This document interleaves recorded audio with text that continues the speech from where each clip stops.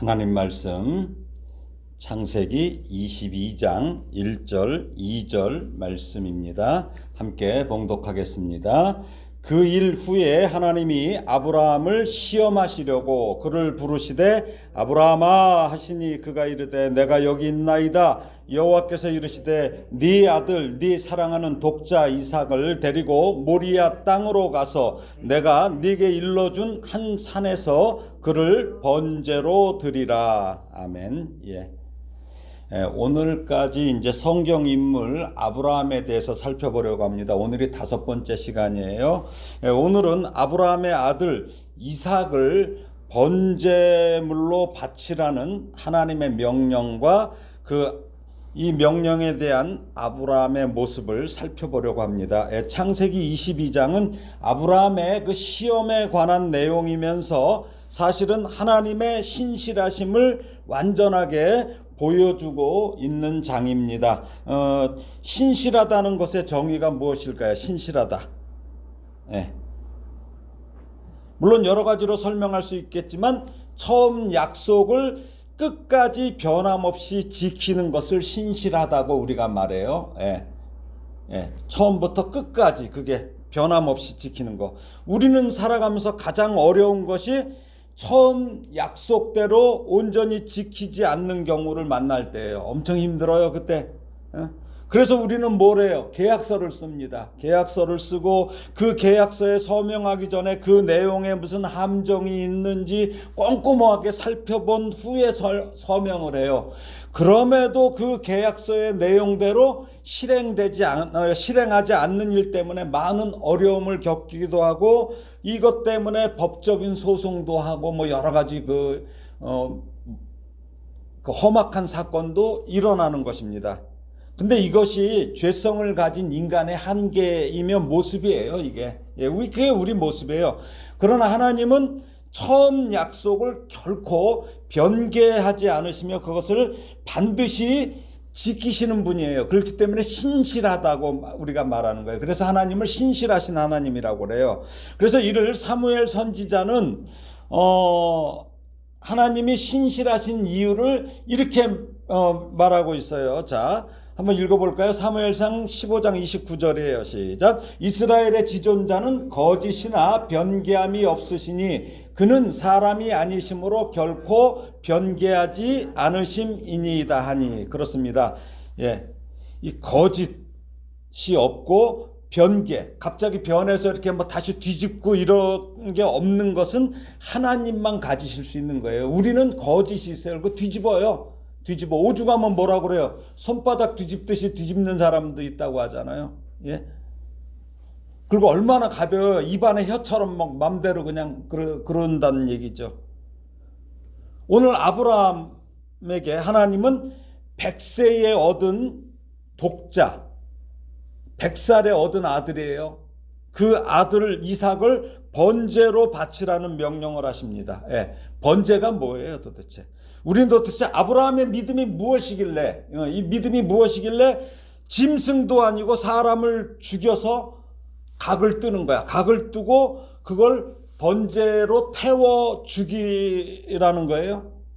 그것도 지나가는 사람을 잡아서 죽이는 것도 아니고 자기의 독자인 이삭을 바치라고 하신 그 하나님이 왜 그런 시험을 내리셨는지, 그런 시험 문제를 주셨는지, 그리고 아브라함의 순종을 통한 믿음에서 아브라함은 도대체 무엇을 믿었는지를 살펴보려고 합니다. 오늘 원래 본문은 사실 창세기 22장 1절에서 19절까지 이야기예요. 근데 1절을 해서 2절까지 읽어요. 왜? 앞으로 계속 지금 오늘 본문 읽어 나갈 거니까 그래요. 그래서 이제 이것을 살펴보면서 아브라함의 믿음의 근거를 찾는 그런 기쁨의 시간이 되기를 바랍니다. 그래서 이게 여러분과 제게도 그런 믿음의 근거를 깊이 간직할 수 있기를 소망합니다. 먼저 창세기 22장 1절을 다시 한번 읽어볼까요? 시작. 그 일 후에 하나님이 아브라함을 시험하시려고 그를 부르시되 아브라함아 하시니 그가 이르되 내가 여기 있나이다. 예, 그 일 후에 하나님께서 아브라함을 시험하시려고 이렇게 부르셨다고 하는데 그 일 후에가 언제일까요? 그 일 후에. 그것은 앞에를 봐야 되겠죠. 앞에 장을 봐야 되겠죠. 21장을 봐야 되겠죠. 21장을 보면 사라가 드디어 이삭을 낳아요. 그렇죠? 예. 이삭을 낳고 자라요. 그다음에 그 집안에 또 누가 있어요? 자기 여종 하갈에게서 나온 이스마엘이 더 나이가 더 많죠. 예. 이스마엘이 이제 어린 이삭을 괴롭히는 사건이 있어요. 예, 괴롭히는 사건으로 인해서 하갈과 이스마엘은 어때요? 아브라함의 집에서 쫓겨나요. 그렇죠? 쫓겨나고 바란 광야에서 살게 됩니다. 그리고 아브라함이 그 아비멜렉에게 그 블레셋의 그쪽 지역의 왕이에요. 그 아비멜렉에게 양과 소를 주고 우물을 사요. 우물을 사요. 왜 우물을 사요? 목축을 하기 때문에 우물이 되게 중요해요. 그쪽에서는 우물을 사는데 그 증거로 암양 새끼 7마리를 따로 놓고 서로 맹세를 하게 돼요. 그 우물을 놓고. 그래서 이 우물을 부엘셰바, 그러니까 7 우물이라고 그래요. 또 맹세의 우물이라고 불렀어요. 그게 부엘셰바예요. 그래서 이제 지금 21장을 제가 대충 설명을 드렸고, 그래서 21장의 마지막 부분인 21장 32절에서 34절을 다시 한번 읽어보겠습니다. 읽어볼까요? 시작. 그들이 부엘세바에서 언약을 세우매 아비멜렉과 그 군대장관 비골은 떠나 블레셋 사람의 땅으로 돌아갔고, 아브라함은 부엘세바에 에셀나무를 심고 거기서 영원하신 하나님 여호와의 이름을 불렀으며 그가 블레셋 사람의 땅에서 여러 날을 지냈더라. 예, 그러니까 여호와의 이름을 불렀다는 건 뭐예요? 하나님께 제사를 지내고 예배를 드렸다는 거죠. 예, 이렇게 아브라함이 블레셋 사람의 땅에서 여러 날을 지냈더라고 했는데, 여기 여러라는 히브리어 랍빔이란 말은 셀 수 없이 많다라는 뜻이에요. 예, 셀 수 없이 많다. 그러므로 여러는 어떤 날이에요? 한 달, 두 달, 100일, 200일이 아니에요. 이삭이 서너 살 때 젖을 뗐죠. 예, 젖을 뗀 후에 이삭이 성장하지요. 예, 저기는 떠나고, 그렇죠? 떠나고, 그 이스마엘은 떠나고. 그래서 오늘 22장을 보게 되면 성장했어요. 컸어요. 그래서 그 번제에 사용할 나무를 직접 자기 어깨에 져요. 그렇죠? 예, 짊어지고 어깨에 짊어지고 산으로 올라갈 때까지 기간이에요. 그러니까 꽤 길지요. 예, 길어요. 그러니까 그러므로 최소한 이삭이 그 나무 짐을 지고 갈 정도면 한 15살 정도 됐을 때라고 한다면 10년 이상의 기간이에요. 근데 이걸 여러 날이라고 이렇게 우리가 번역이 된 거예요, 이게. 즉, 그 여러 날은 최소한 10년 이상을 아브라함이 블레셋 사람의 땅에서 거주했다는 거죠. 예, 거주했는데 아브라함은 이때 어때요? 안타깝게 그래도 이스마엘이 먼저 난 아들이에요. 근데 그 아들을 떠나보내요. 그렇죠? 떠나보내긴 했어도 하나님께서 말씀하신 자신의 후사, 그 자기 100세에 낳은 아들 이삭이 커요. 얼마나 이쁘겠어요. 그렇죠? 예. 우리가 그렇잖아요. 자식보다 손주가 더 이쁘잖아요. 왜 그래요? 나이 먹어서 보면 더 이쁘단 말이야. 근데 100세의 그 아들을 얻었으니 이건 눈에 넣어도 진짜 아깝지 않은 그 손주예요. 그 아들이야. 손주 같은 아들이야. 손주도 몇 손주 같은 아들이지. 예. 근데 그게 걸어. 그 다음에 아버지를 따르면서 성장하는 그 행복한 시간을 보내는 그 일, 그쵸? 그 기간. 그 일 후에 하나님이 나타나셨다는 거예요. 22장 1절이 그 일 후에, 그렇죠? 예, 하나님이 나타나셨어요. 앞서 17장에 보면은 아브라함이 하갈에게서 난 이스마엘과 13년 동안의 기간을 행복하게 보냈어요. 그렇죠? 13년 동안 보낸 후 그 시기에 하나님께서 찾아오셔요. 그렇죠? 그 찾아오셨던 사건과는 전혀 다른 목적으로 지금 하나님이 오셨어요. 하나님이 앞서서는 뭐예요? 진짜 후사. 너에게 내 아내에게서 후사를 주시겠다고 주시려고 오셔서 하신 말씀이 무엇이었죠? 17장 1절에 보면 뭐라고 그러세요? 하나님이 어떤 하나님이라고 그래요? 예? 하나님은 전능하신 하나님이라고 그러죠. 예, 나는 전능하신 하나님이라 이러죠. 전능한 하나님이라 이래요. 예, 지금 오신 하나님은 어떤 하나님이에요? 지금 오신 하나님은 그러면 전능하신 하나님이에요. 그렇죠? 그렇지만 신실하신 하나님이 찾아오신 거예요. 하나님이 아들을 주고 어때요? 변개하러 온 게 아니에요. 아들 준 다음에 그거 잡아서 나한테 바치라고 오신 게 아니라는 거예요. 그러니까 이걸 우리가 알아야 돼요. 우리가 살아가면서 우리가 믿는 하나님이 전능하신 하나님, 신실하신 하나님임을 기억해야만 우리가 신앙생활에 어려움이 없어요. 우리가 성경은 줄곧 하나님이 전능하시고 신실하시다는 것을 계속 전하고 있어요. 성경이 그거예요. 성경이 뭐예요? 하나님은 안 보이잖아요. 영이잖아요. 보이지 않는 하나님을 보이도록 계시하셨다는 게 성경이에요. 이거 특별 계시야. 그러니까 성경은 하나님을 보여줘. 근데 그 하나님이 어떤 하나님이라고 보여줘요? 전능하신 하나님이고 신실하신 하나님이라고 보여주는 거예요. 그런데 오늘 본문을 보면 아브라함이 약 이때 나이가 그러면 115세에서 120세 사이 정도 됐어요. 예. 그리고 이삭이 15살에서 20살 정도. 요때 되었을 때 하나님께서 아브라함을 왜 부르셨다고 그래요? 시험하라고 부르셨다고. 시험하려고. 시험은 아무에게나 하지 않아요. 시험 아무에게나 해요? 학교 안 다니는 애한테 시험 문제가 있어요, 없어요? 없어요. 시험 아무에게나 하는 게 아니야. 이는 달리 말하면은 아브라함이 75세에 하나님의 부르심을 받았어요. 그 후에 무려 40년에서 45년이라는 세월이 흐른 후에 하나님이 지금 아브라함을 시험하시는 거예요. 참 오랜만에 시험을 하시는 거예요. 오랜 기간 동안에. 이는 달리 말하면 아브라함의 실력이 믿음이 자랐다는 것을 의미해요. 예. 시험을 치를 만한 정도로 믿음이 자라고 실력이 자랐다는 거예요. 자, 시험과 유혹은 구별돼요.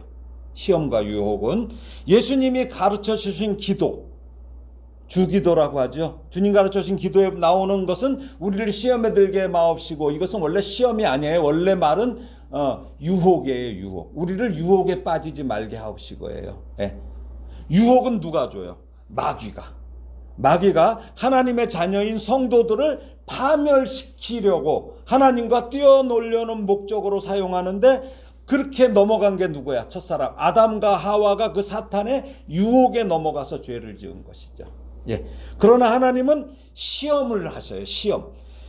시험을 통해서 성도의 믿음을 성장시키고 성숙시키시려는 목적에서 그 문제를 주시는 거예요. 그래서 시험 문제, 그래서 테스트야. 하나님이 주시는 것은 테스트고 마귀가 주는 것은 템테이션, 유혹이에요. 달라요. 전혀 달라요. 그러면 자, 시험에는 뭐가 있어요? 반드시 답이 있죠. 해답이 있어요. 시험은 해답이 있어요. 자, 우리가 시험 볼 때 어때요? 학교 다닐 때 출제 범위가 있죠. 출제 범위가 있고, 해답을 알려면 어떻게 해야 돼요? 출제자의 의도를 먼저 알아야 돼요. 이 사람이 어떻게 문제를 내나, 우리 선생님은 어떤 의도로 시험 문제를 내나, 그렇잖아요. 그래서 그걸 의도를 파악해야 되잖아요. 그래서 그럼 우리 성도들이 하나님의 성품과 의도를 안다면 풀 수 없는 문제가 없다는 거예요. 그렇죠? 예. 하나님의 성품과 의도를 알아야 돼. 그래서 제가 계속 뭐라 그래요? 전능하신 하나님, 신실하신 하나님, 이런 이 하나님의 성품을 말씀드리는 거예요. 그러니까 하나님의 성품을 알면 문제를 풀 수 있는 거야.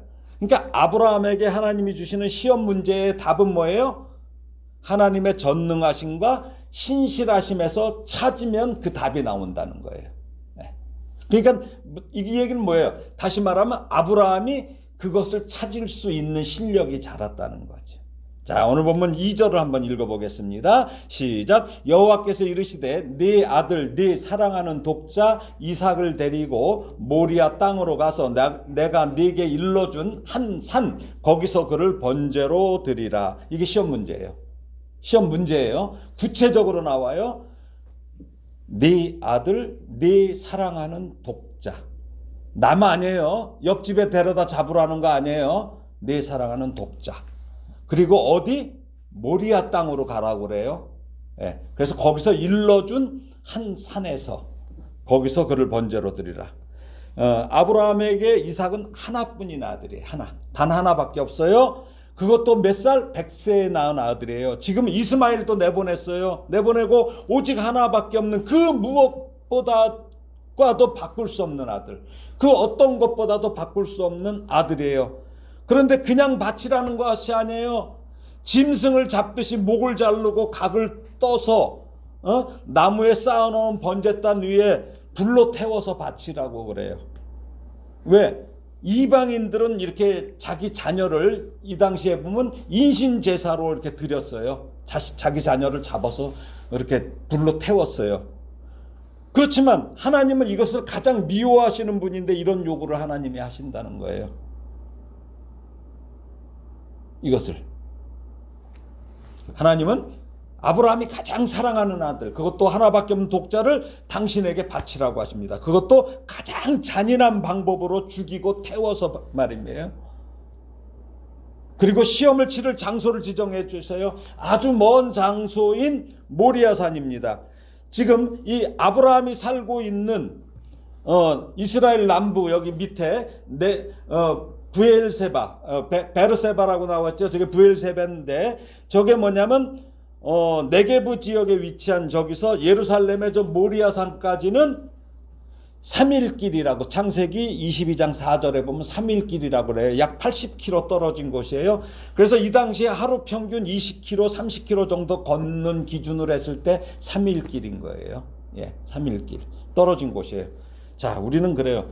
어떤 사람이 뭐 좋은 거 준다고 해도 거리가 좀 멀면 안 가려고 그래. 그쵸? 좋은 거 준다고 해도 가려고 안 해요. 그 가기가 쉽잖아. 가다가 별 생각을 다 해. 그런데 지금 아브라함은 사랑하는 독자 이삭을 자신에게 죽여 제물로 드리기 위해서 그 길을 사흘이나 걸어가라는 거예요. 하나님께서. 문제가 되게 까다롭죠. 문제가.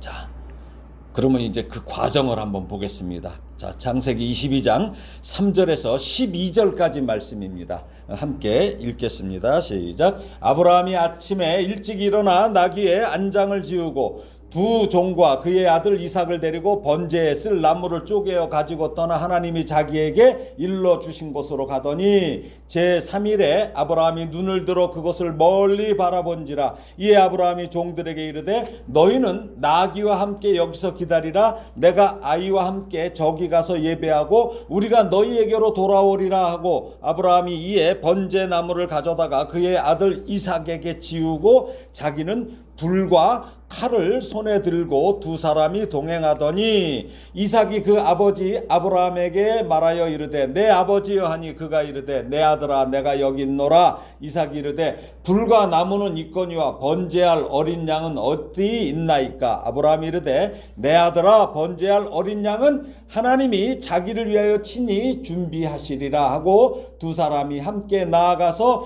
하나님이 그에게 일러주신 곳에 이른지라. 이에 아브라함이 그곳에 제단을 쌓고 나무를 벌려놓고 그의 아들 이삭을 결박하여 제단 나무 위에 놓고 손을 내밀어 칼을 잡고 그 아들을 잡으려 하니 여호와의 사자가 하늘에서부터 그를 불러 이르시되 아브라함아 아브라함아 하는지라. 아브라함이 이르되 내가 여기 있나이다 하매 사자가 이르시되 그 아이에게 네 손을 대지 말라. 그에게 아무 일도 하지 말라. 네가 네 아들 네 독자까지도 내게 아끼지 아니하였으니 내가 이제야 네가 하나님을 경외하는 줄을 아노라. 예. 아브라함은 아침 일찍 일어났어요. 그렇죠? 아침 일찍 일어난 것으로 보아 아마 전날 하나님께서 아브라함에게 시험 문제를 내신 것 같아요. 그렇죠? 그러니까 아브라함은 밤새 잠을 못 잤을 거예요. 아니 그 아들을 죽이라니. 밤이 새도록 많은 고뇌와 갈등과 그 고통의 시간을 보냈을 거예요. 그 깊은 고뇌 속에 자기에게 이런 시험 문제를 주시는 시험을 하시는 하나님이 누구인지를 생각하고 또 생각했을 거예요. 그렇죠? 문제를 풀려니까 어려우니까 생각하고 또 생각했을 거 아니에요. 아브라함은 근데 이미 그 밤을 새면서 하나님이 내신 문제의 해답을 파악했을 것이라고 저는 생각해요. 그는 조금 더 흔들림이나 망설임이 없어요. 아브라함은 어때요? 바로 아침에 되니까, 날이 새니까 어때요? 나귀의 안장을 지우고 두 종과 아들 이삭을 데리고 번제에 쓸 나무를 쪼개어 가지고 하나님이 자기에게 일러주신 곳 시험장으로 출발했어요. 제가 좀 전에 아브라함은 미리 문제의 해답을 파악했을 것이라고 말씀드린 이유는, 이 말씀을 보면 어느 곳에도 아브라함이 괴로워서 번민했다는 기록이 없어요. 그냥 쭉 가요. 자, 5절을 다시 읽어볼까요? 5절 말씀입니다. 5절. 자, 5절 시작. 이에 아브라함이 종들에게 이르되 너희는 나귀와 함께 여기서 기다리라. 내가 아이와 함께 저기 가서 예배하고 우리가 너희에게로 돌아오리라 하고. 이게 무슨 말이에요? 무슨 뜻이에요? 시험장에는 시험 칠 자격이 있는 사람만 가는 거예요. 당사자 외에는 못 들어가. 시험장 근처까지만 갈 수 있는 사람은 수험생이 아니에요. 우리 자녀들 왜 그 전에 대학교 시험 보면은 수험장 밖에서 막 누가 막 엿도 붙여놓고 막 밖에서 이러고 있죠. 기도하고 이러고 있죠. 거긴 못 들어가요. 하나님은 모든 성도에게 일률적인 문제를 주시지 않아요. 똑같은 문제 안 줘요. 각자의 실력에 맞게 개별적으로 문제를 주신다는 거예요. 여러분 중에 혹시 자신은 지금 시험 문제를 푸느라고 막 애쓰고 있는데 여러분 곁에 있는 분은 여러분과 같은 상황이 아닐 때 어떤 마음을 가지세요? 나는 막 힘들어 죽겠는데 옆에 사람은 안 그래. 어떤 마음을 가지십니까? 그렇습니다. 그것은 아브라함에게 주신 시험 문제처럼 여러분 각자에게 주신 시험 문제이기 때문이에요. 달라요. 그러니 그런 어려운 문제 있으면 하나님 제게 왜 이러십니까? 라는 생각을 하지 마시기 바랍니다. 하나님은 어떤 분이에요? 전능하신 하나님, 신실하신 하나님이에요. 여기 아브라함이 내가 아이와 함께 저기 가서 예배하고 우리가 너희에게로 돌아오리라. 이렇게 얘기하죠. 이 말은 허세가 아니에요. 이것을 아브라함이 왜 이렇게 했는지 히브리서 기자는 증거합니다. 자, 히브리서 기자가 어떻게 증거했나 볼까요? 히브리서 11장 17절에서 19절입니다. 한번 같이 읽겠습니다. 아브라함은 시험을 받을 때에 믿음으로 이삭을 드렸으니 그는 약속들을 받은 자로되 그 외아들을 드렸느니라. 그에게 이미 말씀하시기를 네 자손이라 칭할 자는 이삭으로 말미암으리라 하셨으니 그가 하나님이 능히 이삭을 죽은 자 가운데서 다시 살리실 줄로 생각한지라. 비유컨대 그를 죽은 자 가운데서 도로 받은 것이니라. 자, 이삭을 죽여서 번제로 불에 태워드린다면 아브라함 혼자 기다리는 두 종에게 아브라함 혼자 돌아와야 될 거 아니에요. 그렇죠? 근데 아까 뭐라고 그래요? 아브라함 우리가, 그러니까 아들과 함께, 아들 이삭과 함께 너희에게로 돌아올 것이라고 말한 이유죠. 이것을 증거하는 거예요. 이것을 증거하는 거예요. 자, 창세기 17장 17절에서 19절 우리 그 전에 읽었었죠. 한번 읽어볼까요? 시작. 아브라함이 엎드려 웃으며 마음속으로 이르되 100세 된 사람이 어찌 자식을 낳을까? 사라는 90세니 어찌 출산하리오 하고 아브라함이 이에 하나님께 아뢰되 이스마엘이나 하나님 앞에 살기를 원하나이다. 하나님이 이르시되 아니라 네 아내 사라가 네게 아들을 낳으리니 너는 그 이름을 이삭이라 하라. 내가 그와 내 언약을 세우리니 그의 후손에게 영원한 언약이 되리라. 즉 하갈에게서 낳은 이스마엘과 13년 동안 살면서 그것이 하나님의 뜻일 것이라고 생각하며 행복한 시간을 보냈던 아브라함에게 지금 여기 17장을 보면 하나님께서 하신 말씀은 뭐예요? 인간의 생식 능력으로 낳은 게 이스마엘이에요. 왜? 하갈이 젊은 종이니까 생신 능력으로 낳은 이스마엘이 아니라 사라는 뭐예요? 지금 90세나 됐어. 생리도 끊어졌어. 그러니까 생식 능력이 끊어진 사라에게서 낳을 아들인 이삭이 자신의 자손이라 지금 칭할 것임을 분명히 말씀하신 것을 아브라함은 기억했다는 거예요. 그러니까 우리도 정말 기억할 건 기억을 해야 돼요. 하나님의 말씀 기억해야 돼요. 기억해야 돼요. 예? 그래서 아브라함은 거침없이 지금 모리아산을 향하여 아들 이삭과 둘이서 갈 수 있었던 것이에요. 거침없이. 그렇게 가다가 아들 이삭이 아버지에게 질문합니다. 22장 7절 뭐라고 그래요? 불과 나무는 있거니와 번제할 어린 양은 어디 있나이까? 참 가슴 아픈 질문이죠. 그래 가긴 가더라도.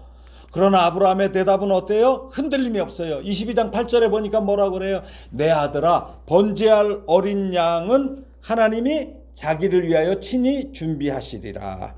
예, 아브라함은 하나님은 사람의 생명을 제물로 원하시는 분이 아니라는 것을 믿은 거예요. 예. 그러니까 아브라함은 하나님의 이러한 자비하신 성품을 믿고 확신했다는 거예요. 왜 확신합니까? 하나님께서는 이삭을 통해서 당신의 역사를 이루신다고 말씀을 하셨잖아요. 죽은 것 같은 사라와 아브라함을 통해 이삭을 주셨기 때문에 만약에 이삭이 죽는다 하더라도 다시 살려주실 것을 믿은 거예요. 왜 그래요? 전능하시기 때문에. 그래서 그 믿음의 근거가 죽은 것 같은 자신들에게서 생명을 낳게 하신 하나님, 전능하신 하나님, 이삭을 통해 하나님의 구원 역사를 이루실 것을 갈대아 우르에 있을 때 아브라함을 불러내실 때 처음에 약속하셨잖아요. 그 언약.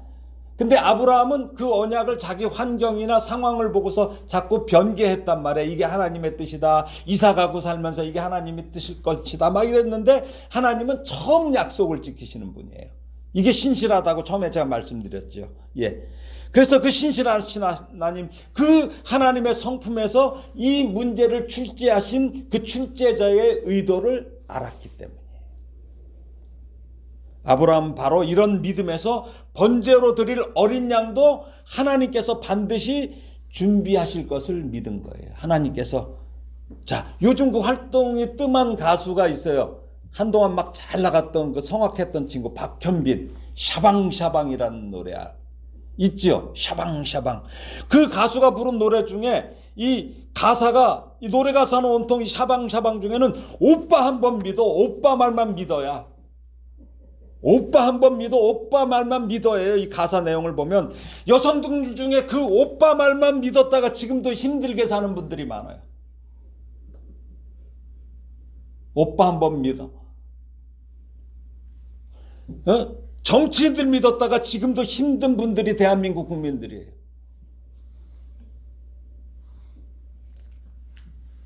믿으라는 것은 뭐예요? 책임을 지겠다는 거예요. 그렇죠? 그럼 오빠 한 번 믿으면 책임을 져야지.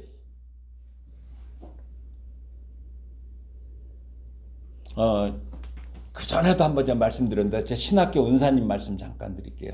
그 신학생 때 그 은사님 사모님은 초등학교 교사였었어요. 그 신학생 돈도 없고 뭐 쭈글쭈글 뭐 희쭈구리한 그 신학생. 그래서 결혼하겠다고 이제 그 처가 쪽에 가니까 그 큰 오빠가 이제 아버지 같은 큰 오빠가 계셨나 봐요. 그러더니 딱 보더니 자네 내 동생 책임질 수 있나 그러더래요. 그럼 뭐라 그래요 보통은? 예, 제가 책임지겠습니다 그럴 거 아니에요. 근데 우리 은사님은 제가 어떻게 책임집니까 그랬대요. 그러니까 뭐 이런 미친 사람이 다 있나 그래갖고 막 화를 엄청 낸 거예요. 그러면서 한 얘기가 하나님이 책임지시지 제가 책임집니까 이런 거예요. 제가 그런 분한테 배운 목사입니다. 근데 그 내 동생 책임질 수 있냐 하는 분이 갑자기 돌아가신 거야. 그래갖고 이제 장례식을 해갖고 이제 하관 예배를 하는데 우리 은사님이 설교를 했대요. 그때 예배 때. 그러면서 이 말씀을 하셨대요. 제가 처음에 아내를 만났을 때 내 동생 책임질 수 있냐고 하시는 분이 지금 여기 가족 책임 못 지고 여기 누워 계시다. 우리 인생은 사람이 책임지는 게 아니다. 하나님만이 책임지시는 거다. 예, 이 말씀을 거기서 하셨다는 거예요. 예. 사람은 믿음의 대상이 될 수 없습니다. 사람은 사랑의 대상이에요. 믿음의 대상이 될 수 없어요. 내일이 부처님 오신 날이에요. 그래서 부처님을 믿는다는 말은 모순이에요. 왜 그래요? 부처라는 말은 깨달음을 얻은 사람이라는 뜻이에요. 산스크리트어에서 부처, 붓다라는 게 깨달음을 얻은 사람을 부처라고 그래. 붓다. 그래서 부처님 하면 깨달음을 얻으신 분 이 뜻이에요. 깨달은 자, 눈을 뜬 자와 같은 의미예요. 붓다가. 그러니까 이게 불교의 핵심적인 개념 중에 하나예요. 그런데 어떻게 깨달음을 얻은 사람이 믿음의 대상이 될 수 있나요? 예? 왜? 각자 깨닫는 게 다를 거 아니에요. 그러니까 그건 믿음의 대상이 될 수 없어요. 그러므로 가장 큰 깨달음은 무엇일까요? 여러분도 부처가 될 수 있어요. 뭘까요? 사람은 믿음의 대상이 아니다. 이거의 가장 큰 깨달음이어야 돼요. 그렇죠? 예. 사람은 믿음의 대상이 아니에요. 하나님만이 믿음의 대상이에요. 왜? 하나님은 우리를 책임지시기 때문에. 예. 우리가 하나님을 믿는 것은 그 하나님이 이 세상에서의 삶뿐만 아니라 우리를 다시 살리셔서 새 하늘과 새 땅으로 우리를 책임지고 이끄실 것을 믿는다는 것이에요. 아브라함은 하나님이 그에게 일러주신 곳에 이르라. 이르니까 뭐예요? 그곳에 이르니까 제단을 쌓고 나무를 벌려놓고 아들 이삭을 결박하여 제단 나무 위에 었습니다. 손을 내밀어 칼을 잡고 아들을 잡으려 할 때 여호와의 사자가 하늘에서부터 급히 그를 다급히 불러요. 그렇죠? 아브라함아, 아브라함아. 사자가 이르되 그 아이에게 손을 대지 말라. 이게 무엇입니까? 위급한 상황에서는 하나님이 직접 개입하시는 거예요. 예. 정말 우리가 위급한 상황 개입하셔요. 저는 그래서 우리나라 지금 정치 현실을 놓고 하나님 앞에 기도해요. 하나님, 지금 이 나라는 하나님이 개입해 주셔야 됩니다. 우리들의 노력으로 할 수 있는 게 없습니다. 나라가 이상하게 되고 있습니다. 하나님 개입해 주십시오. 하나님께서 이삭을 번제로 드리라고 아브라함을 시험하신 것은 이삭을 제물로 원하셨기 때문이 아니에요. 아브라함이 독자 이삭보다 그 이삭을 주신 하나님을 더 사랑하는가를 알기 위함이에요. 이걸 또 왜 그러세요? 그게 기록됨으로 해서 우리에게도 그것을 보여주시기 위함이에요. 더 나아가 아브라함이 하나님의 말씀에 절대 순종하는 믿음이 있는가를 시험하시기 위함이었어요. 순종은 뭐예요? 순종은 뭐에서 나와요? 자발적이어야 돼. 순종은. 자발적인 순종은 기쁨이 있어요. 그래서 제가 늘 말씀드려요. 우리 교회는 헌금 무조건 하지 말라고. 순종하고 자발적인 마음이 있을 때 기쁨으로 하는 거지, 여기 와서 눈치 보고 억지로 하는 건 헌금 아니에요. 그건 뇌물이에요. 그러나 복종이나 맹종은 어떻습니까? 타의에 의한 거예요. 그렇죠? 강압적인 거예요. 그러다 보니까 괴로움이 있어요. 근데 하나님은 순종을 원하셔요. 순종은 그럼 어디서 나와요? 온전한 믿음에서 나오는 거예요. 우리가 부모님, 자기 사랑하는 사람 왜 저기 순종해요? 온전한 믿음이 그래도 작동을 하기 때문이에요. 사실 아브라함은 이미 하나님을 믿음으로 의롭다 여김을 받았어요. 그러나 이제 하나님께서는 이 행함 있는 아브라함의 믿음을 보기를 원하셨던 거예요. 그리고 그거를 왜요? 왜 보기를 원하셨나요? 75세의 아브라함을 부르신 후 하나님께서 40년에서 45년의 세월이 흐르는 동안 그 아브라함의 삶의 모든 영역에서 그를 훈련시키셨잖아요. 그렇게 해서 훈련시키신 후에 하나님께서 아브라함을 시험하신 거예요. 왜 그래요? 인증서 주려고. 공인인증서 주려고. 여러분들 계좌 거래하려면 공인인증서 필요하죠? 하나님께서 공인인증서 주시는 거예요. 그래서 아브라함은 그의 아들 이삭보다 하나님의 명령을 더 귀하게 여기고 준행함으로 온전한 믿음을 인정받았던 것이에요. 공인된 믿음의 조상이 된 거예요. 예. 자, 하나님이 어떤 분이에요? 자, 시편 139편 1절에서 4절 말씀 한번 읽어볼까요? 시작. 여호와여, 주께서 나를 살펴보셨으므로 나를 아시나이다. 주께서 내가 앉고 일어섬을 하시고 멀리서도 나의 생각을 밝게 하시며 나의 모든 길과 내가 눕는 것을 살펴보셨으므로 나의 모든 행위를 익히 아시오니 여호와여, 내 혀의 말을 알지 못하는 것이 하나도 없으시니이다. 하나님 모든 것을 다 알고 계셔요. 이처럼 우리 성도의 모든 것도 다 알고 계시는 분이에요. 그러나 하나님께서는 알고 계시지만 믿음으로 직접 행하는 것을 보기 원하셔요. 왜? 인정시키시려고, 공인받게 하려고. 그래서 야고보서 기자는 이렇게 말합니다. 야고보서 2장 14절에서 24절까지 한번 읽어보겠습니다. 시작. 형제들아, 만일 사람이 믿음이 있노라 하고 행함이 없으면 무슨 유익이 있으리요? 그 믿음이 능히 자기를 구원하겠느냐? 만일 형제나 자매나 헐벗고 일용할 양식이 없는데 너희 중에 누구든지 그에게 이르되 평안히 가라, 덥게 하라, 배부르게 하라 하며 그 몸에 쓸 것을 주지 아니하면 무슨 유익이 있으리요?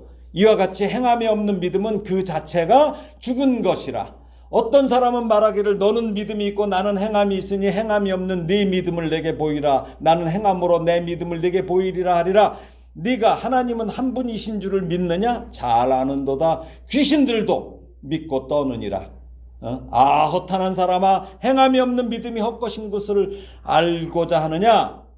우리 조상 아브라함이 그 아들 이삭을 제단에 바칠 때에 행함으로 의롭다 하심을 받은 것이 아니냐? 네가 보거니와 믿음이 그의 행함과 함께 일하고 행함으로 믿음이 온전하게 되었느니라. 이에 성경에 이른바 아브라함이 하나님을 믿음이 이것을 의로 여기셨다는 말씀이 이루어졌고 그는 하나님의 벗이라 칭함을 받았나니 이로 보건대 사람이 행함으로 의롭다 하심을 받고 믿음으로만은 아니니라. 그러니까 아브라함이 이를 믿으니 하나님께서 의로 여기셨는데 결국은 이삭을 이렇게 바치는 시험 문제를 통해서 어때요? 그 말씀이 이루어졌다는 거예요. 그리고 하나님의 벗이라는 공인인증서를 받은 거예요. 일단 행하는 믿음을 하나님께서 저와 여러분에게도 부어주시기를 소원합니다. 좀 아까 말씀드렸던 그 그림 하나를 좀 보여드리겠습니다. 러시아의 상트페테르스부르크에 보면 에르미타주 그 박물관에 있는 렘브란트라고 하는 그 화가의 작품이에요. 렘브란트는 네덜란드 그 화가예요. 이 작품 제목은 이삭의 희생입니다. 지금 아브라함이 목을 딸라고 그러죠. 칼로 목을 딸라고 저기 해서 들었는데 하나님의 사자가 급히 와서 아브라함의 손을 잡죠. 손을 얼마나 급히 잡으면 칼이 떨어져요. 얼마나 다급한지 이걸 그렇게 표현한 거예요. 이삭의 희생이란 제목인데, 그러니까 하나님이 오히려 급하게 아브라함의 칼을 쥔 손을 잡아 이삭을 죽이려는 그 장면을 이렇게 그렸어요. 화가 뭐 이랬는지 뭐 어땠는지 몰라요. 렘브란트의 상상력이겠지만 이처럼 하나님께서는 당신의 독생자를 죽일지언정 우리 성도의 생명을 직접 요구하시는 분은 아니에요.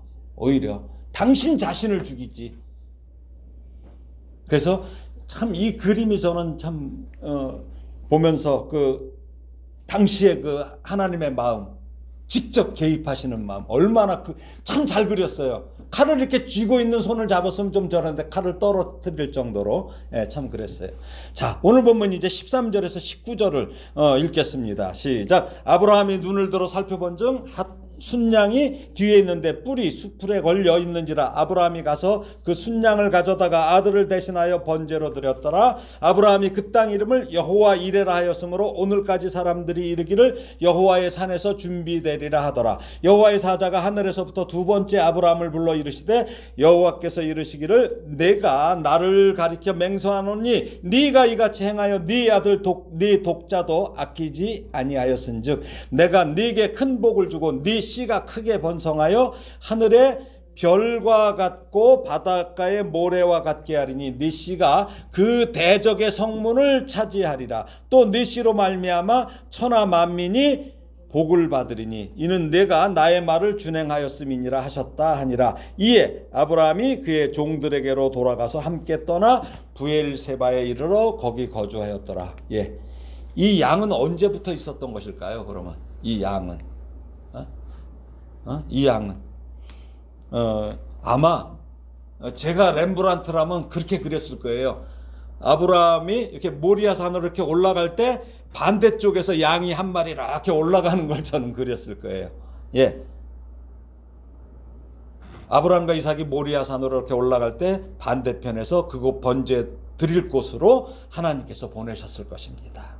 그렇습니다. 하나님은 우리가 하나님의 말씀을 믿고 행할 때 이미 하나님을 위하여, 자기를 위하여라고 그랬죠. 예, 하나님을 위하여 모든 것을 준비하시는 분이에요.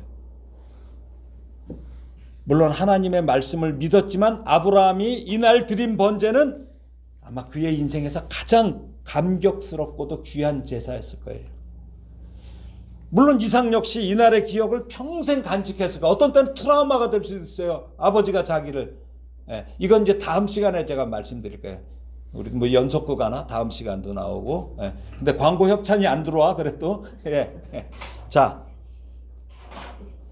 이러한 경험은 행함이 없으면 결코 맛볼 수 있는 것이 아닙니다. 행함이 있어야만 맛보는 거예요. 부활이 무엇이에요? 부활이 무엇입니까? 죽어야만 경험할 수 있는 것이 부활이에요. 그렇죠? 죽지 않으면 부활이 없잖아요. 그런데 우리는 죽으려고 하지 않아요. 죽음이 무조건 두렵기만 해요. 믿음 중에 가장 큰 믿음은 부활에 대한 믿음입니다. 이 믿음을 가져야만 우리의 모든 삶에서 우리가 담대하게 살아갈 수 있습니다.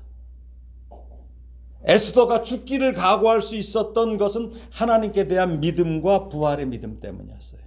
많은 순교자들이 순교할 수 있었던 것도, 많은 봉사자들의 섬김도 하나님 앞에 설 그 날이 반드시 올 것을 믿기 때문입니다. 아브라함은 지체하지 않고 즉각적으로 하나님의 명령에 순종함으로 하나님께서 과거에 여러 차례 약속하셨던 복을 구체화적으로 받게 된 거예요. 구체적으로. 그리고 더 온전하고 확실한 내용으로 그 복이 진전됐어요. 그 구체화된 언약이 바로 뭐예요? 내가 내게 큰 복을 주고 네 씨가 크게 번성하여 하늘의 별과 같고 바닷가의 모래와 같게 하리라는 것이에요.